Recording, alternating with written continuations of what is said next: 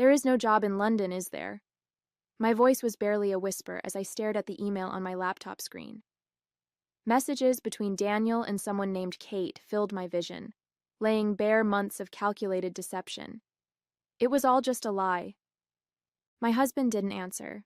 He stood in our empty living room, empty because we had sold everything for this supposed fresh start, and his silence said more than words ever could.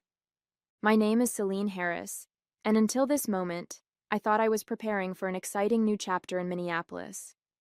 As a financial analyst at Parker & Reed, I had built a solid career over the past decade. But when Daniel came home 3 months ago bursting with news about an incredible opportunity in London, I didn't hesitate to support him. That's what partners do, right? They believe in each other. I sold our house, the first home I had ever owned. I donated furniture that I had carefully chosen piece by piece. I even sold my grandmother's antique mirror, the only thing I had left of her, because Daniel insisted we needed to travel light. Now I understood why he had pushed so hard for me to liquidate everything. "How long?" I asked, my voice steadier now as anger began to replace shock. "How long have you been planning this with her?" Daniel shifted uncomfortably, his eyes darting toward his packed suitcase by the door. "Celine, How long?" 8 months, he finally admitted. "Kate and it just happened, and then the plan just sort of evolved, like it was some natural progression to systematically destroy your wife's life." I felt sick thinking about how methodically they must have planned this, waiting until I had sold everything, converted all our assets to cash, stripped away every safety net I had built. "The money's already gone, isn't it?" I asked, though I already knew the answer. I'm a financial analyst. I should have seen the signs. But love makes you blind, and I had trusted him completely. "You'll land on your feet," Daniel said, reaching for his suitcase. "You always do." As he walked toward the door, I felt something shift inside me. He was right about one thing. I always landed on my feet, and this time would be no different. As the door clicked shut behind him, I opened my laptop and began to type. Daniel had no idea who he was dealing with.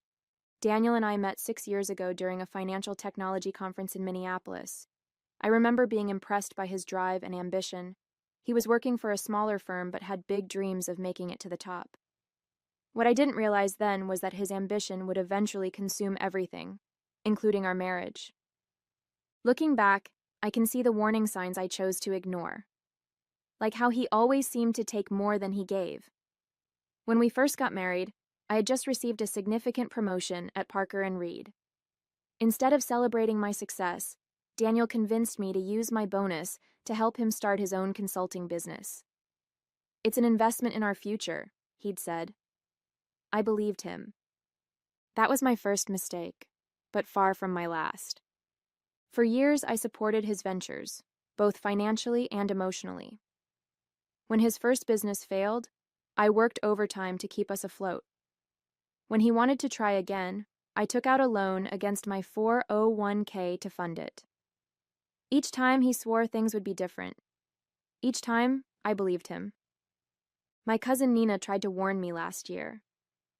"Celine," she'd said during one of our coffee dates, "don't you think it's strange that Daniel never wants you involved in his business decisions? You're literally a financial analyst." I defended him, of course. "He doesn't want to burden me," I'd replied. "Besides, he's my husband. I trust him." Trust. What a foolish word that seems now. The signs were all there. The late-night phone calls he'd take in the garage. The sudden business trips that he could never quite explain. The way he started encouraging me to sell my assets months ago, claiming we needed to simplify our lives. I had nearly $400,000 in equity from the house sale, plus another $200,000 from my retirement accounts and investments. All of it converted to cash, just like he suggested, to make the international move easier. All of it now gone, transferred to accounts I couldn't trace. The irony doesn't escape me. I spend my days analyzing financial patterns for multi-million-dollar corporations, identifying inconsistencies and preventing fraud. Yet I couldn't, or wouldn't, see what was happening in my own home. But as I sat there in our empty rental house, surrounded by nothing but packed boxes and broken dreams, something inside me hardened. I might have been blind before, but my eyes were wide open now. And what I was about to do would make Daniel wish he'd never underestimated me. My hands trembled as I dug deeper into Daniel's email history. Each message revealed another layer of their scheme. Kate wasn't just Daniel's mistress. She was a former client who'd helped him orchestrate everything. They'd been planning their escape for months, carefully manipulating me into liquidating all our assets. The wife suspects nothing, Daniel had written to her 6 weeks ago. She's too busy planning our imaginary life in London to notice anything else. Almost makes me feel bad for her. Almost. The casualness of that word made my stomach turn. I printed everything, my analyst's mind kicking into gear. Their messages painted a clear picture. While I was selling our house and dissolving my life in Minneapolis, they were setting up their new one in Austin. They'd already bought a house there, using my money, of course. The deed was in Kate's name, dated just 3 days ago. My phone buzzed. A text from Daniel. "I'm sorry it ended this way. I've left signed divorce papers with my lawyer. It's better for both of us to make this quick and clean." Quick and clean, like ripping off a Band-Aid. Except he'd taken everything, leaving me with nothing but packed boxes and an empty rental house I couldn't afford. I called Parker and Reed, my hands shaking. Linda, my boss, answered on the second ring. "I need help," I said, my voice cracking. "I can't come to London next month for the client meeting because there is no London." The whole story spilled out. There was a long pause before Linda spoke. "Celine, I need you to listen carefully. What Daniel and his accomplice have done isn't just morally wrong. It's criminal fraud. You need to call the police right now. Then call your bank. I'm texting you the number of a good lawyer. Use it. And Celine, your job is secure. Take whatever time you need." I felt the first tears roll down my cheeks. Not from sadness, but from relief at having at least one anchor in my life.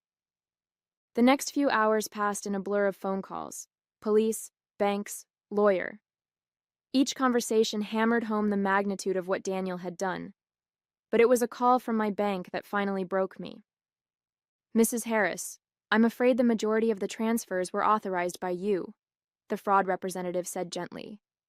"Since you willingly converted and moved the assets, there's very little we can do." I hung up and looked around the empty house.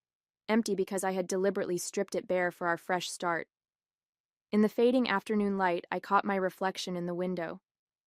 I barely recognized myself. But as I stared at my reflection, something shifted in my eyes. I was a financial analyst who specialized in tracking money trails. I had contacts, skills, and knowledge that Daniel knew nothing about. He thought he had broken me, but he had just made the biggest mistake of his life. I spent the next week working from my cousin Nina's guest room, converting it into what looked like a detective's office. Every wall was covered with printouts, bank statements, property records, email trails. Each night I stayed up late, following the money trail Daniel had left behind. "You need to sleep," Nina said, bringing me coffee one morning. She looked at the dark circles under my eyes with concern. "You can't keep going like this." "I can't sleep," I replied, scrolling through another bank statement. "Not while they're living it up with my money in Austin." I'd already traced the largest transfer, $380,000 that had moved through 3 different banks before landing in an account in Kate's name. That money had bought their house, a fact that made my blood boil. They were probably decorating it right now with expensive furniture while I slept on an air mattress. My lawyer, Sarah Mitchell, called with an update that made everything worse. "The police are treating it as a civil matter," she explained. "Since you authorized the transfers, and there's evidence you knew about the accounts." "Because he told me they were for our move," I interrupted. "For our supposed new life in London." "I understand," Sarah said patiently, "but proving fraud will be difficult.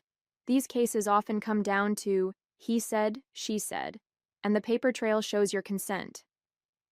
I hung up feeling defeated. That evening, I made my first mistake. I called Daniel. "You won't get away with this," I said when he answered. He chuckled, actually chuckled. "Get away with what? You signed everything over willingly. Check the paperwork, Celine. You're the financial expert, after all." "I'll fight this," I warned. "I'll take you to court." "With what money?" His voice was calm, confident. "Face it, Celine. It's over. Move on." After he hung up, I did something I hadn't allowed myself to do yet. I broke down completely. All the stress, anger, and humiliation came pouring out. Nina found me sitting on the floor, surrounded by papers, sobbing. "I've lost everything," I whispered. "My home, my savings, my retirement. Everything I worked for is just gone." Nina sat down beside me, picking up one of the bank statements. "Not everything," she said firmly. "You still have your skills, your intelligence, and you have me." She was right about one thing. I still had my skills. And as I wiped my eyes, an idea started forming.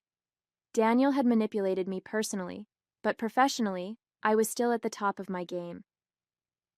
At Parker and Reed, I had access to sophisticated financial tracking tools, ones that could follow money trails far more effectively than personal bank searches. I called Linda the next morning. "I need to take some vacation days," I said, "and I need a favor." Linda listened as I explained my plan. When I finished, there was a long pause. "You understand what you're asking?" she said finally. "Using company resources for personal matters is against policy." "I know," I replied quietly. "But I also know how many times my work has saved the company millions. I've never asked for anything in return. Until now." Another pause. "You have 2 weeks of vacation time," she said finally. "What you do with that time is your business. Just be careful, Celine, and don't do anything illegal." I hung up feeling energized for the first time in days. Daniel thought he had won, thought he had broken me, but he was about to learn a hard lesson. Never underestimate a woman who knows how to follow the money. Using Parker and Reed's financial tracking software after hours felt strange, but I pushed aside my guilt. This wasn't just about money anymore. It was about justice. The programs I used daily to trace corporate fraud patterns started revealing something unexpected about Daniel and Kate's scheme. "They got sloppy," I told Nina over breakfast. "They thought they covered their tracks, but they made rookie mistakes." "What kind of mistakes?" she asked, leaning forward. "Kate's been moving money between accounts, trying to hide the trail. But she's using a pattern, transferring funds every 3 days, always in specific amounts. The software picked up on it immediately." But that wasn't the biggest revelation. As I dug deeper, I discovered something that made my heart race. Daniel and Kate had been running a small-scale Ponzi scheme through his consulting business. They'd defrauded at least 6 other people before targeting me. I found my hands shaking as I read through the evidence. Names, dates, amounts. It was all there. They'd used their charm to convince people to invest, show them fake returns for a few months, then disappear with the money. I wasn't their first victim. I was just their biggest score yet. I called Sarah immediately. "This changes everything," she said after I explained. "We're no longer looking at a divorce dispute. We're looking at wire fraud and investment fraud. This is federal territory now." But I wasn't ready to go to the authorities yet. I needed more proof, and I had another card to play first. I reached out to Marcus, an old college friend who now worked at the bank where Kate had opened her newest account. Over coffee, I laid out what I'd found. "Jesus, Celine," he said, reviewing the documents. "This is serious stuff." "I know," I replied. "That's why I need your help." What happened next was like watching dominoes fall. Marcus flagged Kate's account for suspicious activity. This triggered an automatic freeze right when they were closing on another investment property. The timing couldn't have been better. Within hours, my phone lit up with a text from an unknown number. "What did you do?" It was Kate, showing her first sign of panic. I didn't respond. Instead, I forwarded all my evidence to the other victims I'd identified. One by one, they started coming forward. each with their own story of betrayal. Linda called me that evening. "Celine, we've been contacted by the FBI about some irregular transactions you've flagged in our system." I took a deep breath. "I can explain everything." "No need," she interrupted. "I've already told them you had my authorization to use the software. They want to meet with you tomorrow." That night, I sat in Nina's guest room, staring at my laptop screen. I had access to one more nuclear option, an option I'd been saving. Daniel had made one critical mistake. He'd used the same password for everything since college, including his email. With a few keystrokes, I logged into his account. There it was. Every conversation with Kate, every plan they'd made, every lie they'd told. I downloaded everything, my finger hovering over the forward button. With one click, I could send it all to his entire professional network. I thought about how he'd laughed on the phone, so confident in his victory. The old Celine might have hesitated, might have shown mercy. But I wasn't the old Celine anymore. I clicked send. The response was immediate and devastating. Within hours of sending those emails, Daniel's professional world imploded. His clients, colleagues, and business partners all received documented proof of his fraud scheme. His phone must have been exploding with messages because he finally broke his silence. "You've ruined me," he texted. "Are you happy now?" I stared at his message, feeling nothing but cold determination. "No, Daniel, I'm just getting started." The FBI meeting the next morning was intense. I sat in a sterile conference room with two agents, methodically walking them through everything I'd uncovered. They seemed particularly interested in the pattern of fraud against multiple victims. "Mrs. Harris," Agent Roberts said, "what you've uncovered here isn't just one isolated incident. This appears to be a sophisticated criminal enterprise." I handed them my final piece of evidence, a detailed spreadsheet tracking every transaction, every victim, every dollar. "They thought they could hide their trail," I explained. "But money always leaves footprints if you know where to look." That's when things took an unexpected turn. Agent Roberts slid a document across the table. "We've been watching Ms. Catherine Bennett, Kate, for the past year. She's been involved in similar schemes in 3 other states." My heart stopped. "What?" "She's a professional con artist, Mrs. Harris. And it seems your husband was not just her accomplice. He may have been her mark, too." I felt the room spin slightly. The agent's words hit me like a physical blow. Could Daniel have been played as well? Had Kate manipulated him the same way they'd manipulated me? But before I could process this revelation, my phone buzzed with an urgent message from Marcus. "Kate's trying to empty the frozen accounts. She's at the bank right now, making a scene." I excused myself and called Marcus immediately. "She's threatening legal action," he explained. "Says she'll sue the bank for wrongful account freezing. She's got a lawyer with her." "Don't release anything," I insisted. "The FBI is involved now." "There's more," Marcus added, his voice tense. "She's claiming the money was a legitimate business investment. She's got documentation with your signature on it." My blood ran cold. I remembered signing a stack of papers Daniel had given me, supposedly for our London move. "Those signatures were obtained under false pretenses," I argued. "That may be true, but it complicates things legally." I rushed back into the conference room where the FBI agents were preparing to leave. "Kate's at Meridian Bank right now," I blurted out.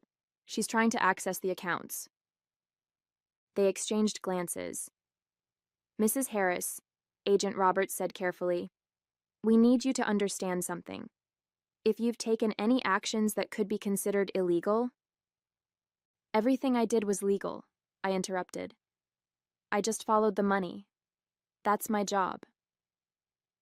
But as they hurried out, I felt a knot forming in my stomach. Had I gone too far? Had my desire for revenge made me sloppy? I pulled out my phone and called Sarah, my lawyer. As it rang, I saw another text from Daniel. "You have no idea what you've started. Kate isn't who you think she is. We're both in danger now."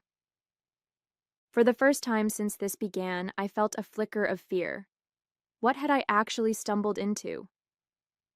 I need to speak with Daniel.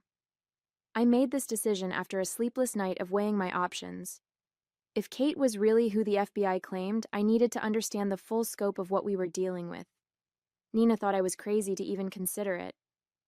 "He'll just manipulate you again," she warned. But I wasn't the same naive woman who had trusted him blindly. I arranged to meet Daniel at a coffee shop near Nina's house, making sure it was public and well populated.